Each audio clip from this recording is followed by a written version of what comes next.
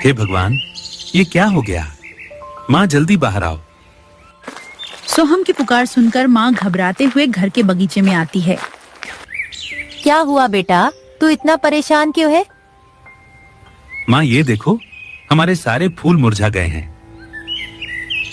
लगता है गर्मी बढ़ने के कारण फूल मुरझाए हैं। बेटा तू रो मत, सब ठीक हो जाएगा। कैसे सब ठीक होगा माँ? इतनी मेहनत से मैंने अपना बगीचा संवारा था।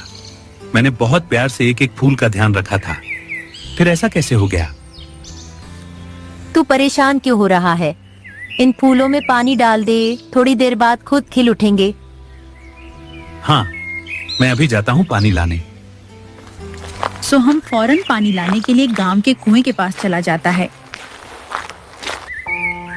वहाँ गांव के कुछ लोग पहले से ही मौजूद रहते हैं। क्या हुआ? आप सब इतने चिंतित क्यों लग रहे हैं? गांव के मुखिया भी वही परेशान खड़े होते हैं। सोहम के पूछने पर वे उससे कहते हैं, सोहम ये देखो, धूप और गर्मी के कारण कुआं सूख रहा है। ऐसे में इस तड़पाती गर्मी में हम सब कैसे गुजारा करेंगे, बस इसी बात की चिंता हो रही है।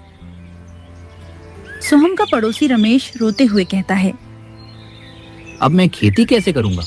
हम सब पानी के बिना इस बेरहम गर्मी में प्यास से तड़पते रहेंगे क्या?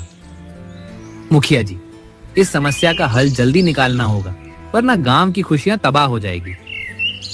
तुम सब समस्या का उपाय सोचो। वैसे सोहम, तुम्हें क्या हुआ? इतने शांत क्यों खड़े हो? काफी उदास भी लग रहे हो। कुछ नहीं मुखिया जी, मैं ठीक हूँ। अच्छा मुझे आज्ञा दीजिए, अब मैं चलता हूँ। सोहम बिना कुछ बताए वहाँ से चला जाता है।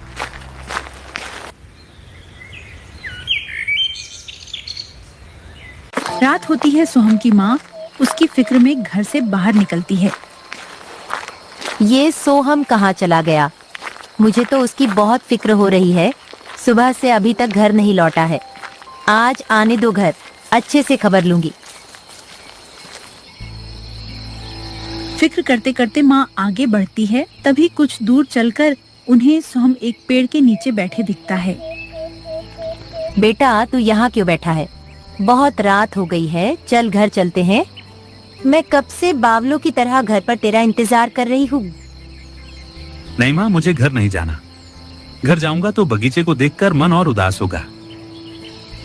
अच्छा ये बता, तू तो पानी लाने गया था ना, फिर यहाँ क्या कर रहा है?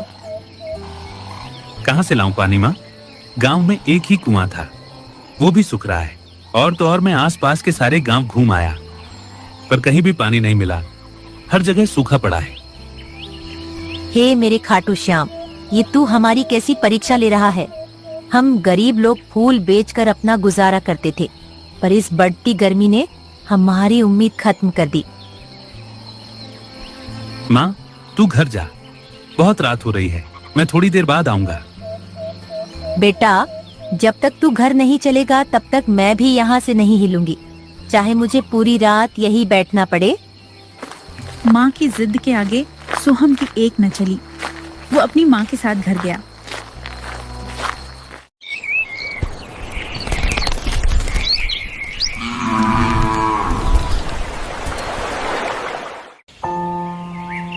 माँ मैं बाहर जा रहा हूँ, मेरी फिक्र मत करना, शाम तक लौटूंगा।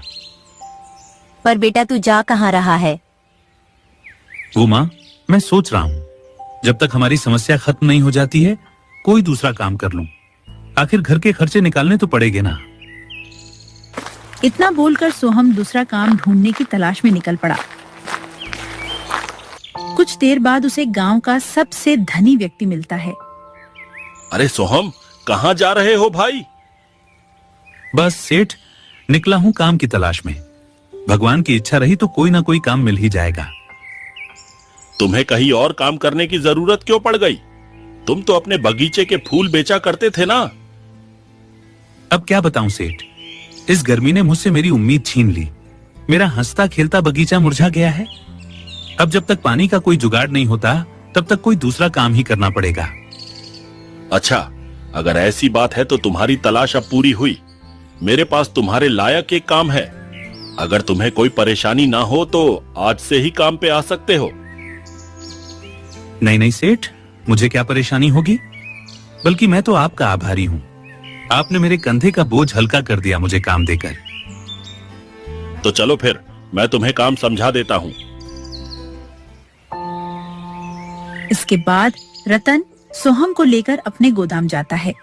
वहाँ कुछ मजदूर अनाज की बोरियां उठाकर जगह पे रख रहे थे।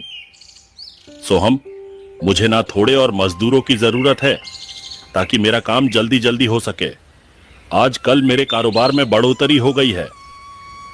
मजदूरी का काम सोहम के लिए बहुत मुश्किल था, पर मजबूरी के कारण सोहम इतनी गर्मी में मजदूरी करने के मान गया। ठीक है रतन सेठ, मैं अच्छे से काम करूंगा। आपको शिकायत का एक भी मौका नहीं दूंगा। अच्छा सुनो, अभी तुम नए आए हो ना, मैं तुम्हें बाकियों से कम मजदूरी दूंगा, क्योंकि यहाँ का ये नियम है कि नए लोगों को शुरू में कम मजदूरी दी जाती है। ठीक है सेठ, जैसा आपको सही लगे। सोहम ने निस्वार्थ आधी मजदूरी में ही काम करना शुरू किया। ऐसे ही कुछ दिन बीते।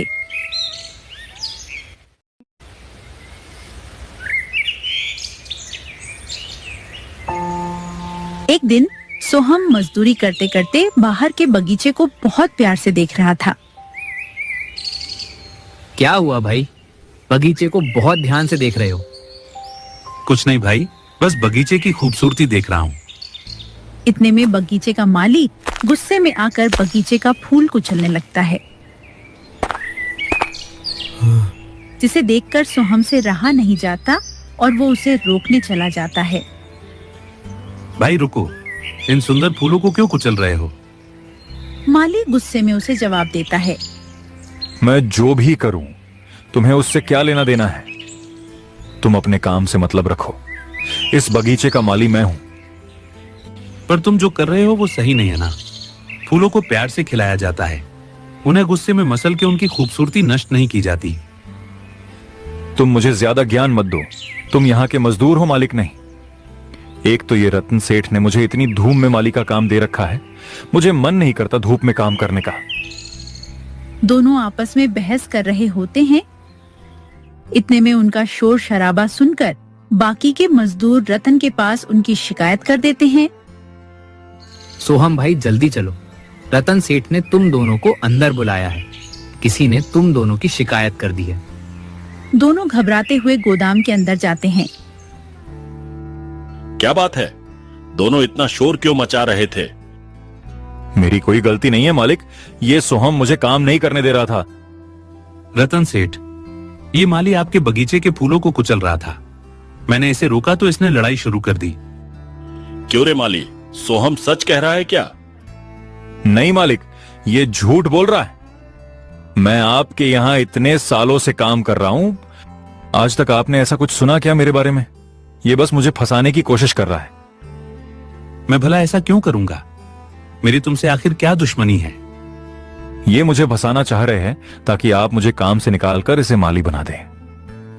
नहीं, ये सरासर झूठ है सेठ जी। मैंने ऐसा कभी सोचा भी नहीं। शांत हो जाओ तुम दोनों। सोहम, तुम्हें काम पर आए कुछ दिन हुए नहीं कि तुमने लड़ाई शुरू कर दी। रतन सेठ, मेरा यकीन कीजिए, मैंने कुछ नहीं किया। मैं कैसे मान लूं? तुम्हारे आने से पहले आज तक कभी यहाँ लड़ाई नहीं हुई। सब अपना काम शांति से करते थे। आज तुम्हारी वजह से इतना समय नष्ट हुआ है, इसलिए आज तुम्हें बस आधे दिन की ही पगार मिलेगी। अब बाकी सब जाकर अपने अपने काम में लगो। इतना बोलकर रतन चला जाता है। माली का झूठ कोई नहीं पकड़ पाता। बस इसी अकड़ में माली भी खुश होकर बगीचे में चला जाता है और सोहम उदास होकर मजदूरी करने लगता है। उदास मत हो भाई, वो माली ऐसा ही है। उदास ना रहूं तो क्या करूं भाई? मैंने आज तक कभी झूठ नहीं कहा, फिर भी आज मैं सबके सामने झूठा साबित हो गया। तुम झूठे नहीं हो, ये बात यहाँ के आर्य मजदूर अच्छे से जानते हैं। वो तो ये माली बहुत शातिर है, किसी को भी फंसा देता है, इसलिए कोई इसके मुंह नहीं लगता। देखना, भगवान उसकी असलियत एक दिन जरूर सामने लाएगा। इतना बोलकर सोहम चुपचाप अपना काम करने लगा। शाम हुई। सोहम आधी मजदूरी लेकर घर गया। आ गया बेटा, बैठ आराम कर, मैं तेरे लिए पानी लेकर आती हूँ। मां रुक जाओ। क्या बात है, बोल बेटा। मुझे पानी नहीं पीना, ये ले मेरे आज की मजदूरी। बेटा, आज मजदूरी रोज के मुकाबले इतनी कम क्यों है? माँ, मेरी किस्मत ही खराब है। कुछ अच्छा करने जाता हूँ तो बदले में बुरा ही हो जाता है। माँ के पूछने पर एक बेटे के अंदर का दर्द आंसू बनकर बहने लगा और उसने रोते रोते अपनी माँ को सारा सच बताया। रो मत मेरे बच्चे, जो जैसा करता है वो वैसा ही फल पाता है। सच सामने आने में भले ही देरी हो जाए, पर सच सामने आकर ही रहता है। माँ ने सोहम को दिलासा दिया, उसे समझाया। तब जाकर सोहम के दिल को ठंडक मिली।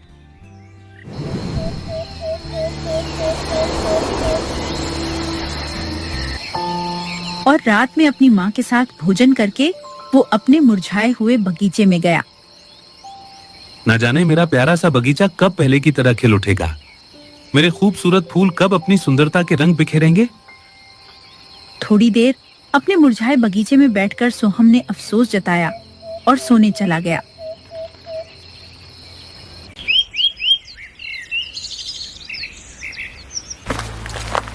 अगली सुबह सूरज की पहली किरण पड़ते ही वो अपने काम पर गया।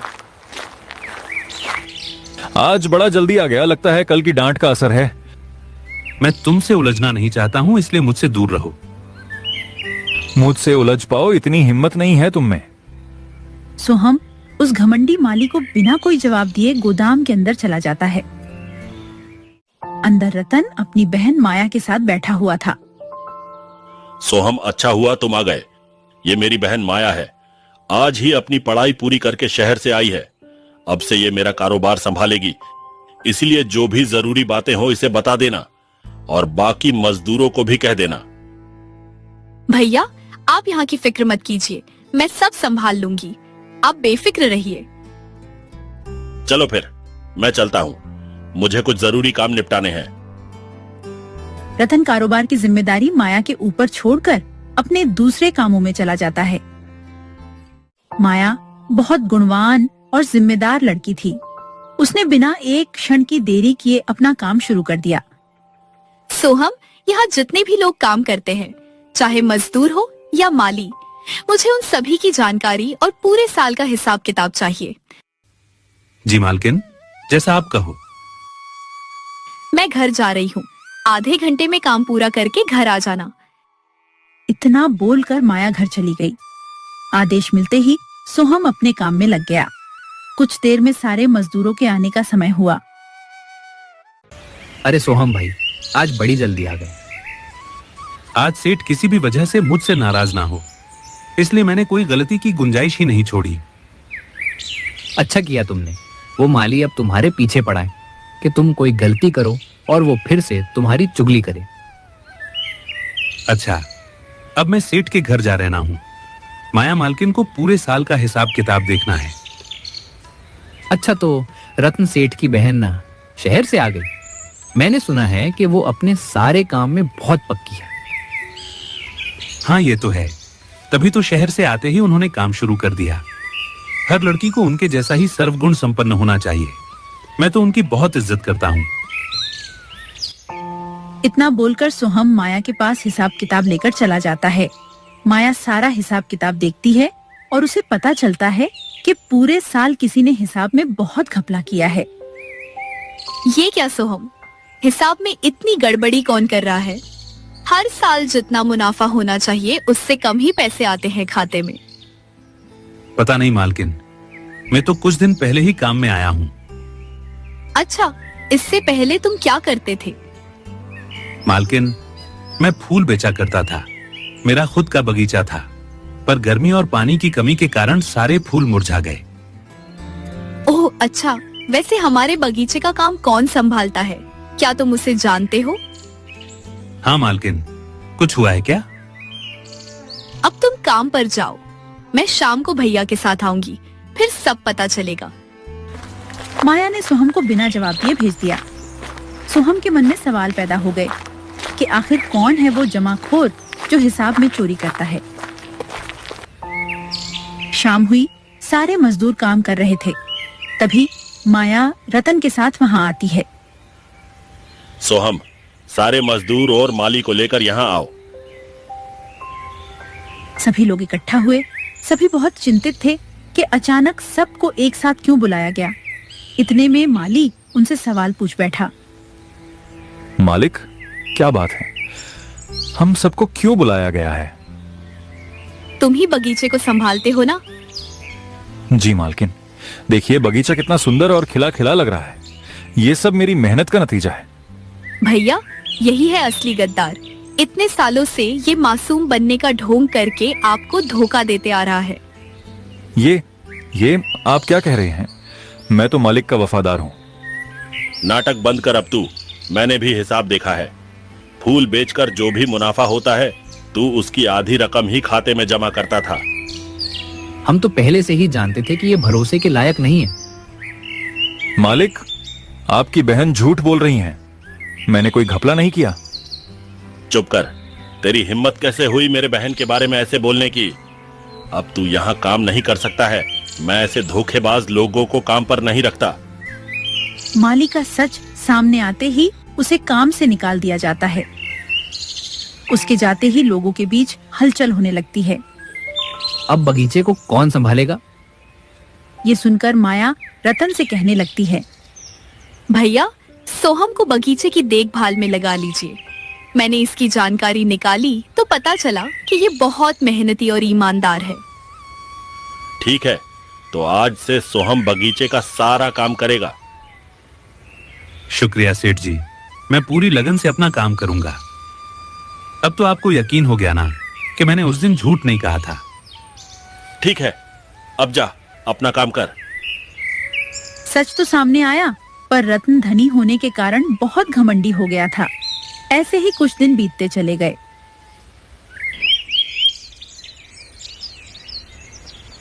सोहम बगीचे को बहुत प्यार से संभालता था। एक दिन वो बगीचे में काम कर रहा था, तभी माया वहाँ आती है। क्या बात है सोहम, तुमने तो कुछ दिनों में ही पूरे बगीचे का रंग रूप ही बदल दिया। बगीचा पहले से काफी सुंदर लग रहा है। वो इसलिए क्योंकि आपके बगीचे में समय पे पानी डलता है। आप लोग तो शहर से पानी मंगवाते हैं ना। आप जैसे धनी लोगों के ऊपर गर्मी का कोई असर नहीं होता होगा। लगता है बगीचे से तुम काफी जुड़े हुए हो, इसलिए भावुक हो गए। मालकिन, मुझे फूल उगाना, उनकी देख रेख करना बहुत पसंद है। मुझे बगीचे में रंग बिरंगे फूल देखकर बहुत सुकून मिलता है। अच्छा लगा है ये देखकर कि तुम्हें फूलों की जानकारी इतनी बारीकी से है। फूल दिल को सुकून पहुंचाते हैं, इसलिए तो कोई त्योहार हो या शादी, लोग फूलों को ही महत्व देते हैं। हाँ, फूलों की सुगंध मन मोह लेती है और उनकी सुंदरता दिल को छू लेती है। सोहम की बातों से माया बहुत प्रसन्न हुई। ऐसे ही दिन बीतते चले गए। सोहम पूरी निष्ठा और लगन के साथ बगीचा संवारने लगा। धीरे धीरे माया का सारा ध्यान सोहम के ऊपर आ गया।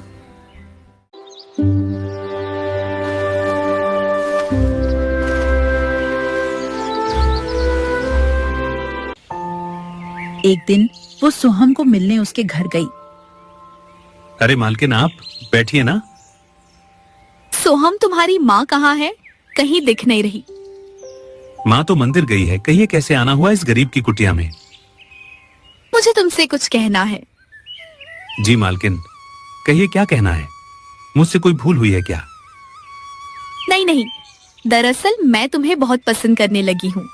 मैं ये बात भैया को बताना चाहती थी, पर उन्हें बताने से पहले मैं तुम्हारे मन की बात जानना चाहती हूँ। मालकिन, ये आप क्या कह रही हैं? अगर ये मजाक है तो अभी ही इसे रोक दीजिए। मुझे ऐसा मजाक पसंद नहीं है। सोहम, ये कोई मजाक नहीं है। मैं अपने पूरे होशो हवास में तुमसे अपने प्रेम का इजहार कर रही हूँ। क्या तुम्हें मैं पसंद नहीं? ऐसी बात नहीं है मालकिन। आप जिसे मिलेंगी वो बहुत सौभाग्यशाली होगा, पर हम दोनों कभी एक नहीं हो सकते हैं। हमारे बीच जमीन आसमान का फर्क है। मैं ये सब नहीं जानती हूँ। आज मैं भैया को सब बता दूंगी। बड़ों के आशीर्वाद से हम शादी कर लेंगे। इतना बोलकर माया वहाँ से चली गई। यूट्यूब पर तो कोई भी कुछ भी वीडियो बना लेता है, कोई रोक तो थोड़ी है। लेकिन सीखो पर पूरी एक टीम बैठी है जो ये चेक करती है कि जो वीडियो बना रहा है वो एक्सपर्ट है कि नहीं, और जो वीडियो में बोला है वो सही बोला है कि नहीं। तब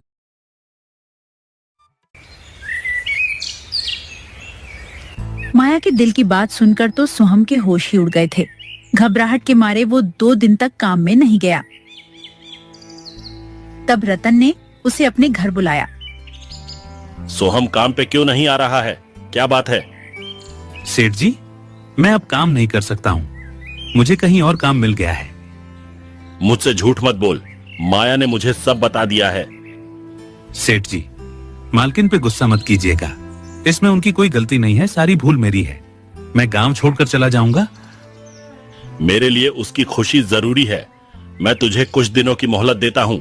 अगर तू अपने दम पर अपना मुरझाया बगीचा ठीक कर देगा तो मैं माया का हाथ तेरे हाथ में दे दूंगा। पर मालिक, मेरी हैसियत आप लोगों के आगे कुछ भी नहीं है। मैं आपकी बहन को ये ऐशो आराम नहीं दे पाऊंगा। मैंने तेरा हुनर देखा है। बगीचा ठीक हो गया तो तू खुद अपने दम पे सक्षम बन जाएगा। इसीलिए मैंने ये शर्त रखी है। मन ही मन सोहम भी माया को चाहता था, इसलिए सोहम शर्त मंजूर करके वो फौरन वहां से चला गया। उसने दिन रात एक करके सूखे कुएं को खोदा। आखिरकार उसकी मेहनत रंग लाई और मिट्टी के अंदर से पानी निकलने लगा। कुआं भरने की खुशी में सभी गांव वाले वहां इकट्ठा हुए। वाह सोहम, तुमने तो कमाल कर दिया। अब हमें पानी की कभी कमी नहीं होगी। सब खुश हुए। सोहम ने बड़ी मेहनत से आपने बगीचे को फिर से जिंदा किया। उसके सारे फूल खिल उठे। इस बार उसके फूल इतने सुंदर थे कि शहर में भी उसके फूल बिकने लगे।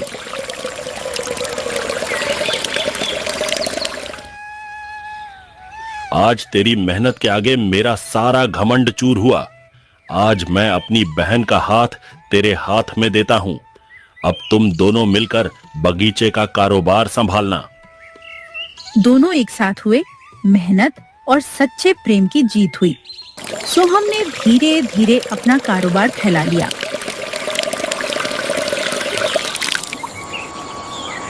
इस प्रकार की मजेदार कहानियों को